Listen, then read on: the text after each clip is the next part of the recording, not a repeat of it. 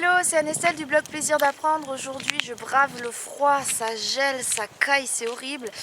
Mais pour vous faire une vidéo pour répondre à une question, en fait, il y a quelques temps, j'ai écrit un article sur le fait de ne pas surstimuler les enfants, qu'il existe trois causes, enfin à mon sens, j'ai déterminé trois sources de surstimulation, visuelle, auditive et intellectuelle. Et du coup, je donne des pistes pour éviter d'en arriver à trop stimuler un enfant. Et déjà, comment on fait pour trop stimuler un enfant et puis quelques pistes de solutions. Et suite à ça, il y a une maman qui m'a écrit pour me dire qu'elle ne savait pas trop comment faire la différence et comment savoir quand elle apporte assez d'informations à sa fille et pour ne pas basculer dans la surstimulation. Donc en gros la question c'est est-ce que je n'en demande pas trop à mon enfant? Donc j'ai décidé de répondre à ça pour compléter l'article que je remets en lien dans la description de cette vidéo et je vous réponds maintenant en vidéo. Je ne vais pas parler pendant super longtemps, je vais vous donner deux éléments qui permettent de voir si on surstimule trop son enfant. La première chose pour savoir si on lui en demande pas trop, c'est de l'écouter. Quand un enfant nous dit qu'il veut pas, qu'il n'a pas envie, que ça l'intéresse pas, c'est déjà un bon signe parce qu'il nous dit clairement que soit ça répond pas à ses attentes du moment, soit c'est trop lui en demander, soit juste il n'a pas envie et ses centres d'intérêt sont ailleurs. Donc déjà ça c'est le premier point. Et le deuxième point c'est de l'observer. De l'observer parce que parfois l'enfant peut être intéressé par l'activité qu'on va lui proposer, peut être intéressé par la matière, par l'apprentissage, peu importe ce qu'on lui propose, ça va l'intéresser, ça lui plaît, mais il n'est pas forcément dans les meilleures conditions pour en profiter. Et du coup, au niveau de l'observation, ça passe par quoi? Ça passe par si l'enfant montre des signes de fatigue, si l'enfant montre des troubles de concentration, d'attention, s'il accumule les maladresses, etc. Ça veut dire que peut-être au niveau de ses pensées, il est ailleurs, que peut-être il est préoccupé par autre chose, juste il est fatigué et même si c'est quelque chose qui lui plaît, c'est peut-être juste pas le bon moment. Donc écouter et observer. Pour moi, c'est vraiment les deux choses à faire. Et juste pour illustrer ça, j'aimerais vous expliquer que quand un enfant, quand il est petit, par rapport à la nourriture, tout simplement, quand on lui propose à manger, rien qu'en écoutant et en l'observant, on sait s'il a envie de manger ce qu'on lui donne. On le sait parce que soit il est assez grand, il va nous dire non, ou alors il va dire non avec la tête, ou alors s'il est tout petit qui ne sait pas parler, il va recracher quand on lui met la cuillère dans la bouche, ou il va laisser la bouche fermée, etc. Donc on sait que c'est pas le moment, il n'a pas faim.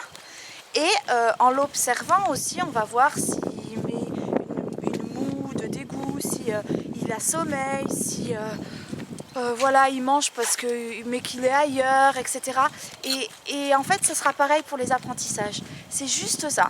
Observer et écouter, c'est pas plus compliqué. Parce qu'un enfant qui n'est pas surstimulé, un enfant pour qui ça se passe bien, il va être enjoué, il va être joyeux, il va être concentré, il va être appliqué et il va être en demande, toujours.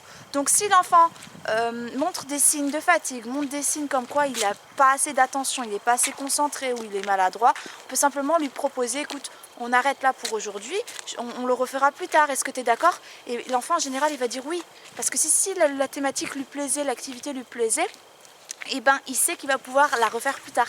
Et si c'est que ça lui plaît pas ou qu'il n'en a pas du tout envie, qu'il n'est pas prêt ou quoi que ce soit, il va clairement nous dire non et on va voir que ça l'intéresse pas du tout. Voilà, c'est pas plus compliqué que ça. J'espère que ça aura répondu un petit peu à la question et que ça vous aidera à vous orienter. N'oubliez pas qu'il y a encore d'autres éléments dans l'article, donc n'hésitez pas à cliquer sur le lien que j'ai mis dans la description de cette vidéo.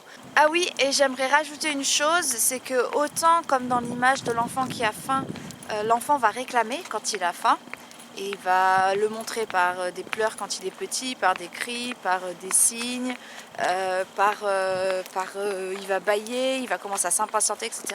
C'est pareil pour les apprentissages, pour les découvertes, quand l'enfant s'ennuie et qu'il a besoin qu'on s'occupe de lui et qu'on lui fasse faire des choses nouvelles pour nourrir un petit peu son cerveau et l'aider à gagner en autonomie, l'aider à gagner en apprentissage, et bien forcément il va réclamer aussi. Donc quand il est tout petit, ça va être réclamé pour qu'on joue avec lui, qu'on s'occupe de lui, mais quand il est plus grand, il va aussi dire je m'ennuie, maman je sais pas quoi faire, etc.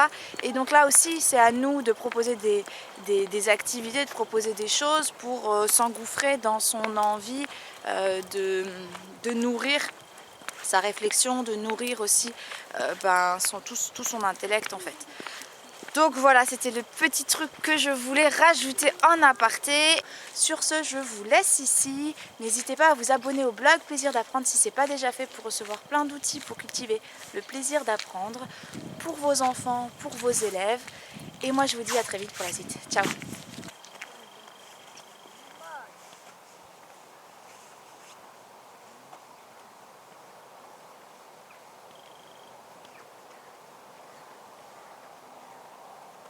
Papa, regarde, ça fait une voiture.